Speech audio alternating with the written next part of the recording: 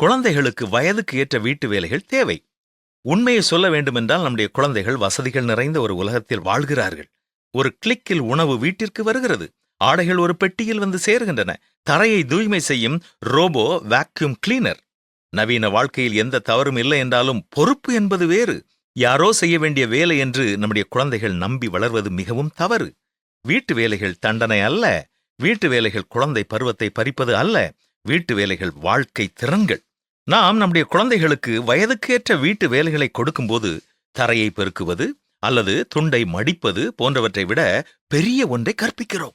நாம் கற்பிப்பது என்னவென்று தெரியுமா? வீடு தானாக மந்திரத்தால் சுத்தமாகி விடாது என்பதை அறிவது. அது பொறுப்பு.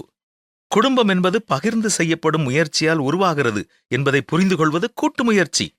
நான் இதை என் சொந்தமாக செய்ய முடியும் என்ற நம்பிக்கையை உருவாக்குவது சுதந்திரம்.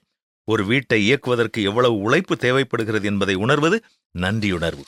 தன்னை சுற்றி சுத்தம் செய்ய கற்றுக்கொள்ளாத குழந்தை வயது வந்தவனாக மற்றவர்கள் அதை செய்ய வேண்டும் என்று காத்திருப்பான்.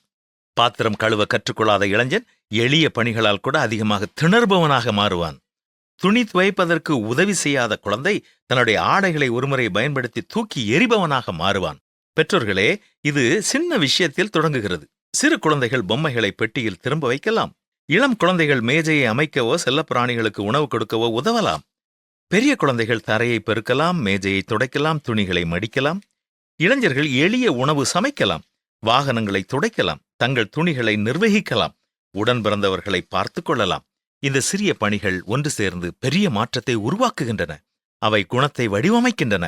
அவை நம்முடைய குழந்தைகள் வளர்வதற்கு மட்டுமல்ல, வாழ்க்கைக்கே தயார் செய்கின்றன. வீட்டு வேலை ஒரு சுமை அல்ல, அது ஒரு பரிசு. ஒழுக்கம், நம்பிக்கை, மன உறுதி ஆகியவற்றினுடைய பரிசு. ஏனென்றால் ஒரு நாள் நம்முடைய குழந்தைகள் நம்முடைய வீடுகளை விட்டு வெளியேறுவார்கள். அவர்கள் வெளியேறும்போது நினைவுகளுடன் மட்டுமல்ல, தங்கள் சொந்த வாழ்க்கையை உருவாக்கும் திறன்களுடனும் வெளியேறுவதை உறுதி செய்வோம். பிள்ளையானவன் நடக்க வேண்டிய வழியிலே அவனை நடத்து. அவன் முதிர் வயதிலும் அதை விடாதிருப்பான் என்பதுதான் வேதமும் நமக்கு கற்றுத்தரும் பாடம். நாம் கற்றுக் கொடுப்போமா?